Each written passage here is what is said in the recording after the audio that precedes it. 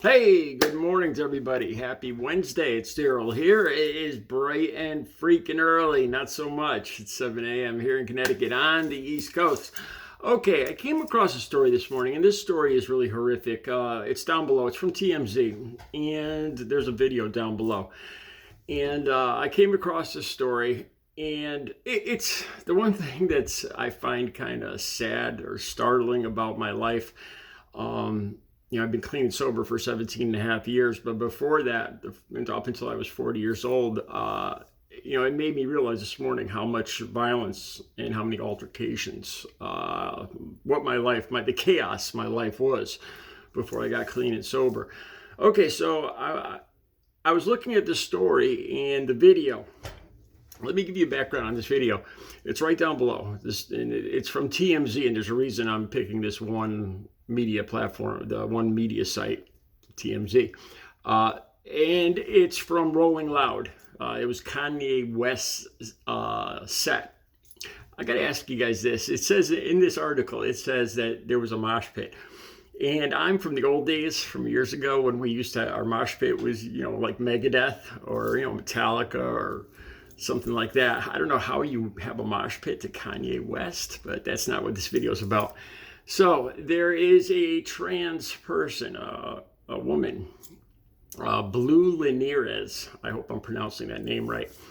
And there's a video down below, like I said, and this is on the edge of the mosh pit during Kanye West's set in LA last week. And apparently she was being harassed or bullied, and she stuck up for herself, and she got in an altercation. And all of a sudden it became a mob mentality, and the whole rest of the mob pretty much focused on her. They were all filming it, and she ended up. It's a horrific video. If you watch it, it's hard to watch. And apparently she ended up with a pretty nice gash on her forehead. Like I said, the article's down below. So I'm reading this, and up until I watched the video, I hadn't remembered this incident. I want to share this incident with you. And the reason I'm sharing this incident, there's a couple reasons why I'm going to share. I was on the wrong end of a situation like this, and I want to share with you guys.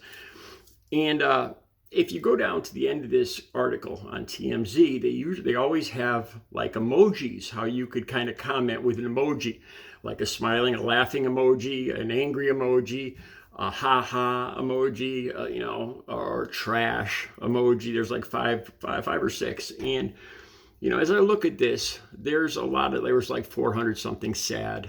There was like 500 or 600 trash. And I'm not sure what that means. But then I looked at the ha-ha, the people that thought this was funny. And I think there was almost 150, 175, people that thought this was funny or humorous. And I was on the wrong end of a situation like this. I'm going to share that really quickly with you guys. The point I want to make is the scariest part of all this, and how it could happen to anybody. I think when you're younger, you don't realize, I think, until stuff starts happening to you, and then it's not so funny anymore. All it takes for something like that, a misunderstanding, and when you are the odd man out, and so sometimes in our lives, we're all the odd man out, where we're different than everybody else around us. And all it takes is like the flame, the match to light something like this off. And this could happen to you. It happened to me. All right, let me share this with you. This was back in my early 20s. My friend was in college. My best friend, it was during the summer break. Like I said, he was in college. I was about 22 years old, and he was my best friend. I used to stay over his house, a nice split-level home in a nice part of town. And he had a little brother. He was, little back when me and my friend used to hang out. But by this time, he was in high school. And during the summer break, he had a party. The younger brother had a party at the house.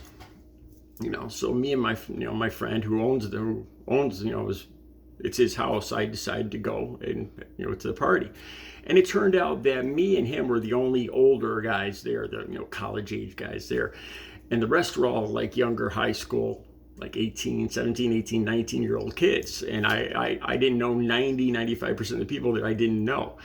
Okay, so as the evening goes on, I see people. It's just me and my best friend really trying to look after the house, and the younger brother is doing what younger brothers do, misbehaving, getting a buzz. And I see people destroying the house, like in the kitchen, pouring stuff all over the floor, breaking dishes. And I call them out on it, and they don't recognize me. To them, I'm just an interloper. It's my best friend's house. I spent, I don't know how many nights I slept over, but these guys don't, to them, I'm just an outsider. And an altercation starts, and we're outside, and it's just me, and then it's basically the football team. The younger guys, about 6 years younger than me, the high school age guys. And next thing you know, there's punches being thrown, and I'm trying to defend myself. There's at least 6 guys against me, and I'm just trying to defend myself. Just like this is what the video reminds me of. For every one punch I threw, I would get 5 or 6 back. And I was catching a beating, and it's still on my feet. And at one point, these bunch of football players picked me up by my arms and threw me backwards, and I landed on the side of a car, and it broke out the windows. I broke it out with my body, and I came back swinging. I had the first person in front of me, and this is I still feel bad to this day. I'm just swinging at whatever's in front of me, and one of these kids, these high schoolers, their sister was trying to break up trying to break this up. And I to this day, I still don't remember seeing her, but she got right in front of me, and I swung and hit her and knocked her out, apparently. And by this time, I had already taken quite a beating. And so everybody freaks out, and, picks her up, and, is looking after her. And it gave me a chance to slip away a little bit. And then, within 30 seconds, they're refocused on me. So I'm heading to the woods, trying to hide. And for the next, I'd say 3 or 4 hours, I'm being hunted by pretty much the entire party, about 50 people, 40, 50 people. Hiding in culverts, in the bushes, prickers and poison ivy, up until like 2 or 3 in the morning when everybody finally left. I remember seeing packs of young guys walking on the street, hunting for me, looking with a flashlight. And these guys were out for blood at this point now, because what happened at the accident that happened with me accidentally, hitting their sister, one of their sisters. Finally, about 2 or 3 in the morning, everybody cleared out, and I made it back to the house. I think my car was still there. I was a mess. I think I was actually tearing up. I was just a mess at this point. I was torn up by prickers, not to mention I think my nose was broke. I had poison ivy. I could already start to feel the poison ivy itching all over me. Now, it was in the middle of summer, so I just got sweat pouring down into the cuts, and the stinging and the swelling, and it was horrific. This is what I want to point out, though. The worst part of this is, this could happen to anybody. It could be, you could be driving your car and you get into an accident, and the next thing you know, you're the odd man out. You are the focus of everybody's anger. When I see the ha ha ha, I didn't think that could happen to me, but look what happened. And just with this young woman, she was just defending herself. And all of a sudden you become the object of everybody's rage. And this is the worst, the scariest part of all this, is I still remember this, is there's no way out of this.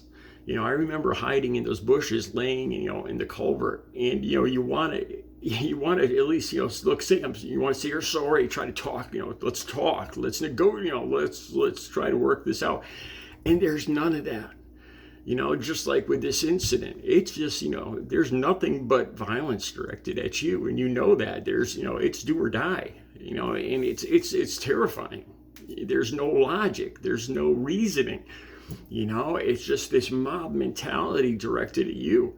There's no surrendering, because what's going to happen if you surrender. There's a good chance you won't see tomorrow.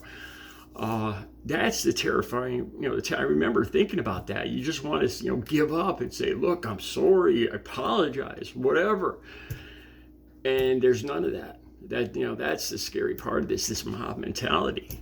There's no rational thought. It's just this hatred and violence, this bloodthirsty mob, and that is not funny. There's no ha-ha in that, believe me, and it could happen to anybody. I think as people get older, stuff either happens to them or happens to people they love or their friends, and you start to realize, that maybe empathy is a better idea, putting yourself in other people's positions before you, act in some kind of mob mentality, or before you're rude or hurtful to somebody else. Think about, well, what if I was in their shoes? Because someday you very well could be. You could easily be that person, and you don't want to be, believe me. All right, the links will be down below. You guys have a good Wednesday.